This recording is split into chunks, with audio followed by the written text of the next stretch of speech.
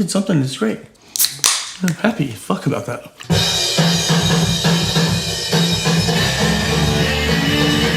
There was a message of hope inside this like super fuzz bass. It seemed like more than just bands, putting out records. It was like a movement. We all just sort of fell in love with making music together and making tapes for each other. Everybody you ran into was passionately building, sculpting, recording. We got an organ with one note that works and a banjo with 2 strings. What else do you need? We were like, come freaks, one and all. They're weirdos, and I love them. This bunch of transient oddballs. It was really just chaos. Everybody appeared on everybody's record. It's like, oh, we need viola, we need a trumpet. It's kind of like loading a cannon, and when you fire that cannonball, it's out of your control. We'd call in sick to work, take a bunch of downers, and play our spacey music. I remember it feeling very mysterious to me. It wasn't easy to hunt down information about who these people were. The idea that what we were doing would find an audience was pretty improbable. There was a school of thought that ran the 90s, and they ended it. Your curiosity will certainly be satisfied.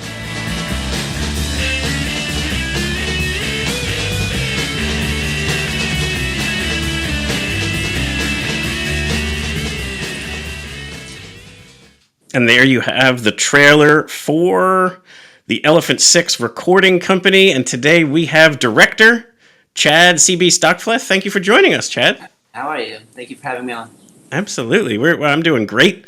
Had the pleasure and the honor of watching this movie recently and just thoroughly enjoyed it. I thought it was such a great, just reveal to this very, very cool artist community, basically might be the best way to put it, and put together in such a great way by yourself and your team.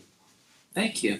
Yeah, we're very excited for it to be coming out into the world in a broader way. It's a project that we worked on for a long time. I'm sure, and yeah. Had hoped to have come out a few years ago, and then, like so many things, the pandemic put it on hold, and now finally it's making its way out into the world. And so we're so glad people will have a chance to see it. Absolutely. So in the very beginning, and I think this was a very cool thing, is someone is asking a lot of the people who are part of this, what is Elephant Six? Mm-hmm. And so I ask you. That's me naively asking, what is Elephant Six? Right, so now I ask you, having created the movie, what is Elephant Six? Oh, God. Which this is not unlike most of their responses to. I know, right? I think this is great. Maybe I never learned. It's, it's about togetherness, and it's about community, and it's about friendship, and it's about self-expression. Yep. Like unbridled self-expression. Totally. Through friendship. Right. And the name came from a Max Ernst painting, who was a big fan of that. That's at least one story that's presented in the film. I've heard others as well. Oh, there you go. Well, we'll go with that one for now, but good to know that it may not be the definitive one. Yeah, and when you're playing in the realm of mythology, there can be many answers to a question. That's very true. That's very true. Chose one and go forward with it. Yeah, and I think that's the cool part is that this what is Elephant Six, the very easy answer would be, well, it's a recording studio or recording. And the fact that it isn't as easy as that is what makes this movie and this story so compelling. So I actually love the fact that that's how you kind of do some of the intro to this early on in the film, and then you didn't even know how to answer it even after having spent all those years kind of bathing in it. But that wasn't necessarily like a device. That was me naively starting the film in the beginning, sure, and trying to learn, which I think perhaps like as a filmmaker, because I wasn't the first person that came along that tried to make an Elephant Six documentary, but maybe my sincere naivety was actually like gave me entrance to their world. Sure. Like, well, who's this silly guy? How much damage could he do? Right, exactly. No, that's terrific. So I guess I wanted to, for the sake of the people who are tuning in here, to get a little bit more sense of the movie.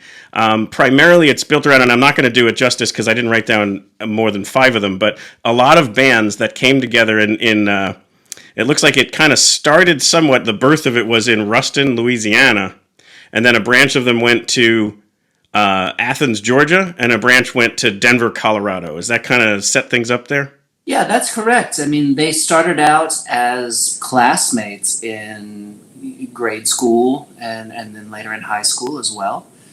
And in Ruston, Louisiana, which is in sort of north central Louisiana, not very far from Arkansas, there was a small university. And so there was not a lot going on there, but there was a little bit of culture.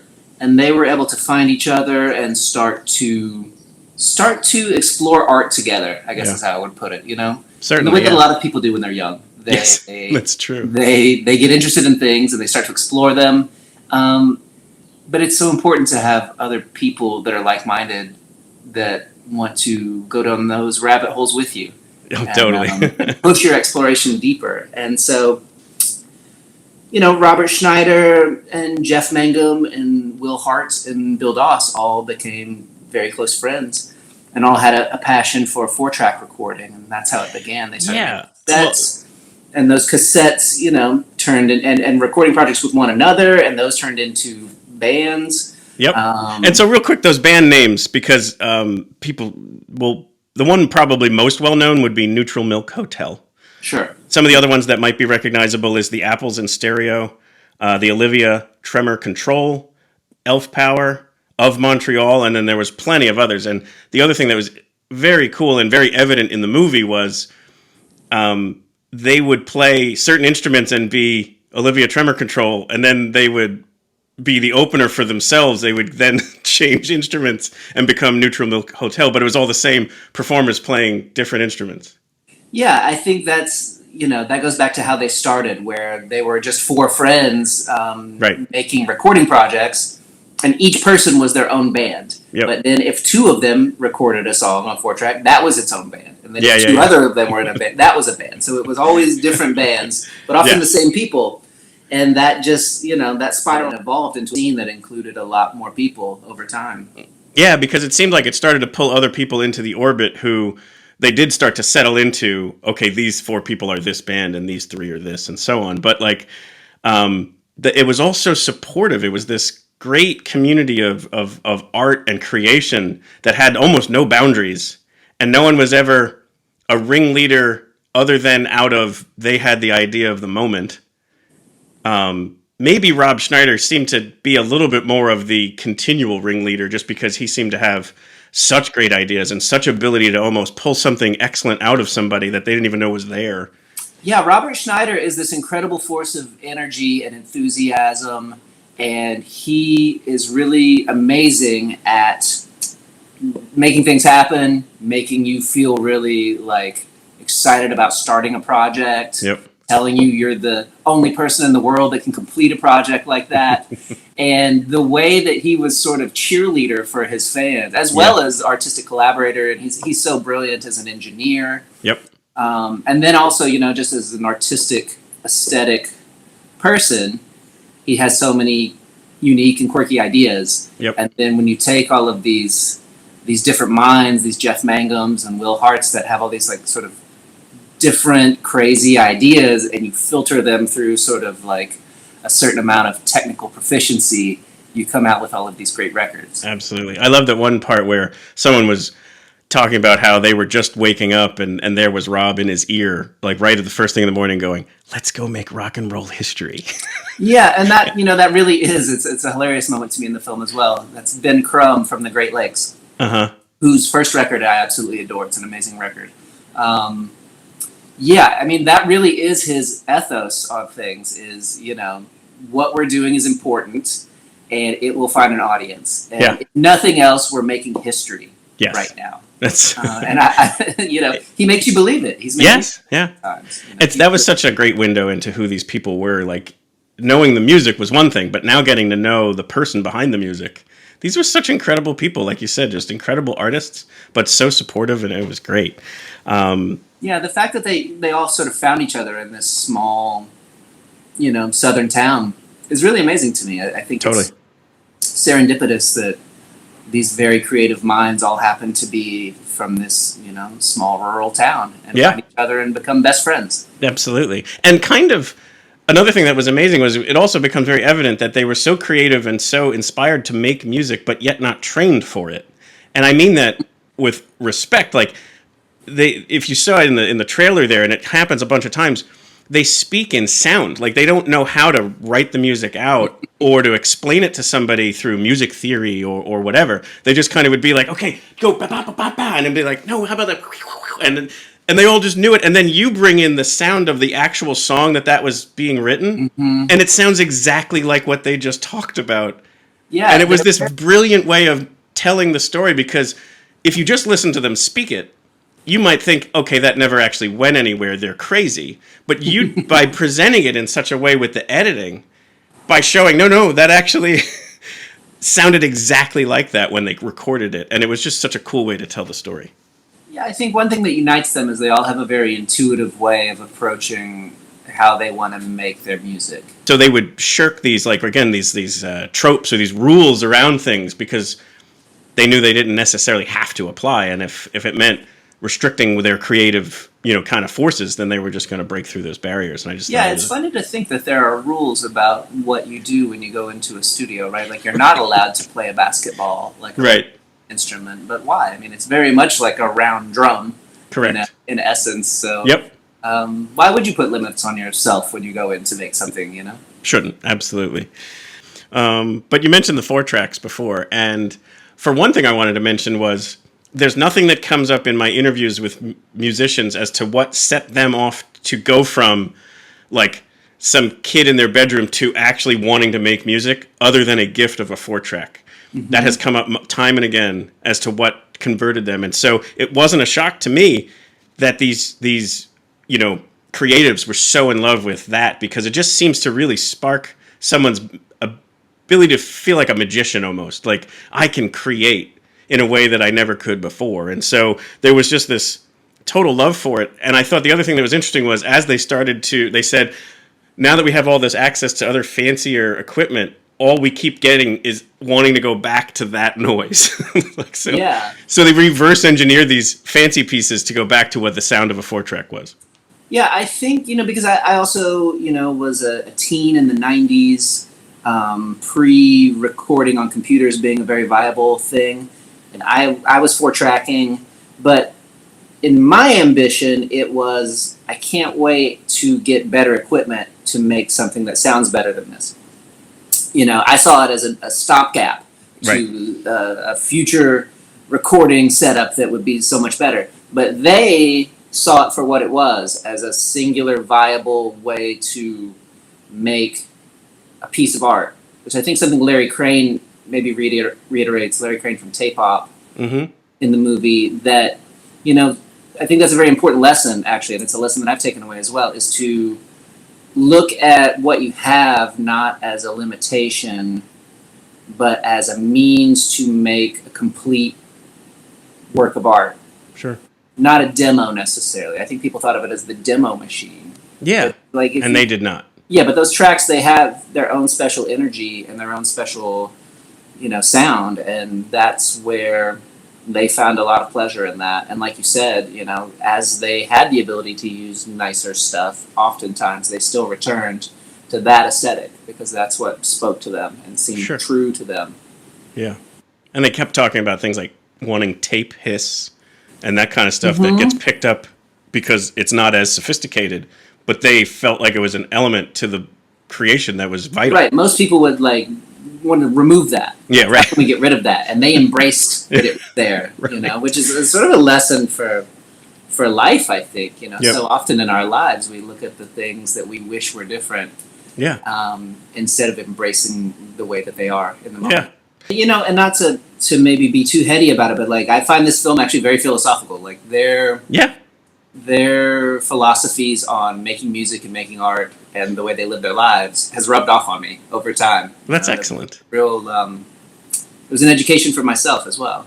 Well, I would say, having watched it only a few days ago, I didn't want it to be over, first of all. Mm-hmm. And secondly, I wanted to go create. After it was over, I was like, what can I go do to make something. Like, I just wanted to create something, whether it didn't have to be music, just anything. It was very kind of like inspiring to be around so many creatives, even just through the medium of the movie. Yeah, totally. And I mean, and that's like the best compliment that we can get for it. Was our hope and intention, is that, you know, and when you meet these guys in real life, you definitely feel that way. You know? Robert and Will and those guys, they're just constantly making stuff, and it's just like you hang out with them for an hour, and you're like, well, I want to go do more. It's I've gotta infectious. do more. It absolutely is infectious, for sure. And then, so just quickly sharing, this is hopefully just to make people to want to go check out the movie, either to come to the film festival in Bethlehem or wherever else it might be showing. We'll have links in the show notes to find out where the different expeditions are, or eventually it'll be available, I'm sure. But like they set up a recording studio in a condemned building. They're building things, you know, like you had talked about Rob being an engineer. He's getting parts and pieces of things, but then he's so brilliant, he's able to put it all together and make it work. And then there was this awesome quote. I love this one. So Jason Heller, who was a journalist, right? Yes. This one made me laugh. I rewound the movie and listened to it a second time. It said, this was when he went to go see one of the first time they went to go see, I think it was Apples in Stereo. And this is just a direct quote from him. "It may be the sloppiest band I had ever seen. Their equipment was shit. It didn't seem like they were all playing the same song, but it was awesome." Like, it was just the kind of thing where he was just like, all of this stuff would tell me that I shouldn't enjoy this, but yet I am. Yeah, and you know, I think it's important to them that it have a vibe or a mood, you know, like technical proficiency is not the only requirement to join a band with them. No. You know, it's a lot of like your personality, and can you translate your personality into the music? And another compliment I wanted to give you is on the use of that music, like I talked about before, with where they would speak to each other in noise, and then it would translate to a song. These moments too, like where, again, it was in the trailer and you were just talking about it, they had an organ that had one note that worked and a banjo with two strings, and what more do you need? Sure. Which was followed by the exact song that used that component. Then that's an early Jeff Mangum Neutral Milk Hotel song from a tape cassette record he put out. And I just thought what you kept doing was like proving the point that these people weren't out of their minds. Like, you know, because you would think on these statements alone, they just wouldn't work. And then all of a sudden you're like, time after time, you're proving that no, not only are they inspired by this, but here's the song, and it's incredibly awesome to listen to. Right. So there was that. And then the one scene that I thought was brilliant was talking about the 4-tracks and how they used to, like, the one person had their 4-track and someone else had the other, so they could actually almost layer and do things together. Mm-hmm. And he was talking about how stressful it was. And so, like, when he would go up and then back, you were having the music go up and back to match what his pantomiming was doing. Sure. And I just thought, again, that was just like, it was so helpful in the storytelling. That again, I wanted to mention those things because I thoroughly enjoyed those moments. Yeah, I'm really pleased to have been able to work on this film with the editor Greg King, who is just a brilliant editor. He also, you know, when I was looking for someone, because I began the film and was just sort of like collecting footage and interviews for a few years, and then I needed to start to put it together. And I thought, well, maybe I'll edit it in the beginning. And as I started, I realized, oh, this is much too big for me. And I'm much too inexperienced at trying to tackle a project of this size. And so I was looking for someone, and he was recommended to me, and he understood the movie right away. Like, in talking to it, he was just like, oh, yeah, my friends all started bands too. A scene happened around me. Like, I totally get this. And, you know, Greg's just really brilliant at finding these connections and illustrating some of these things that you're talking about, where, you know, the idea of punching in a track and then pulling it out, doing that in the edit to really sell the feeling of what that's like. You know, I don't know how many people have tried to do that on a tape cassette recorder, but you'll at least feel a little bit like you understand what he means. No, you're absolutely right. And so I guess the story starts to really come together where, and you've mentioned him before, so Jeff Mangum is kind of the front man, I guess, for Neutral Milk Hotel. And he's looking for a place to record his first, like, album. And that was where he sought out Rob Schneider's, you know, Elephant Six recording studio, and was the only place that was not as polished. He didn't want it to have that other sound, and so he basically kind of moves in with them to do the recordings. Yeah. And that was really what I think, that's kind of like, the point in the story where it all really just comes together and they start to really make a name for themselves from there. Yeah, I mean, that's where Robert was really brilliant. He was able to get the abandoned, condemned building, you might call it. He named Pet Sound Studio because he's a gigantic Beach Boys fan. And one thing that he was very clever about, when he started to first maybe get like a record deal to make a record, rather than go to a studio and make the record, he took the money that they front when you make a record and he bought, a Studio 4-track or an 8-track and a mixing board. And he started collecting the equipment to build his own studio, which was, still very rudimentary by most standards of the time. And so that's where he set up shop and started to engineer and produce these records. And so that's where Jeff felt comfortable going to try to make On Avery Island. And, they discuss it in the film, but I think you really hear their friendship on that record. Absolutely. That's very much a record made by Jeff and Robert together as a team. And a real testament to their kind of the genius of both of them, meshed together. Yes, absolutely. And it does a beautiful job of telling that story. And then I wanted to share this other quote where they were sharing how they were so in sync that even when they were sleeping, they were talking to each other. And so Robert says, what is life but shouting at each other in our sleeps through the wall? That's a really great line. It's so great. He's got a lot of great lines in the movie. I gotta give it to him. Yeah, for sure. From there, it goes on to just continually tell, this, again, very supportive, beautiful story of all these different artists and the different music that they created. And again, back to the sound quality. I mean, I did watch it just in my living room the first time through. And then as I was like more prepping for this, I had the headphones on and it brought a whole other experience because it is very, very well engineered from that regard. So thank you. And I would recommend, people that get introduced to these bands that are Elephant Six bands and listen to their records, to listen to them with headphones on. It's a different experience, and they're very keenly aware of making it dynamic as a stereo experience. And so I think you can hear a lot of things that you might not otherwise hear in the headphones. And we wanted to honor that with the film too, making the film feel of akin to Elephant Six, both in the way that it's pieced together, with some rough edges and some, sloppiness and a lack of maybe slickness in certain ways, which you'll hear them championing throughout the film in their own music. Yes.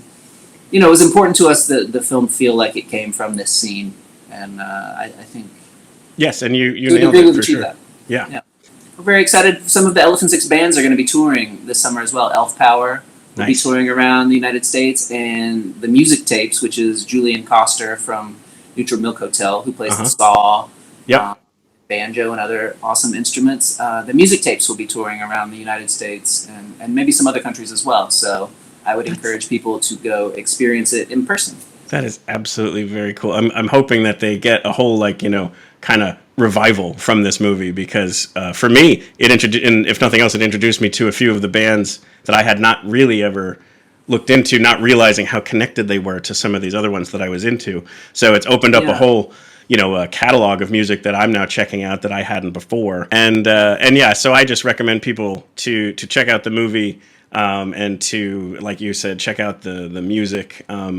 It is just such a feel-good movie. There's no ill will in there. Like everybody, again, like we keep saying, it's a supportive community that created great music. And it's just such a joy to kind of be able to just witness it through the movie. And so thank you for that experience, and best of luck for all the showings and screenings. I hope it collects a lot of awards and gets that wider release that you're talking about. Thank you. It was important for us that to increase the positivity in the world. Sure. At least one iota. So, always nice to see that happening. So. Yeah, I'm glad it can be through the medium of Elephant Six. Absolutely. Well, Chad, thank you so much for joining us tonight. Yeah, thank you for having me on. Absolutely. Appreciate it.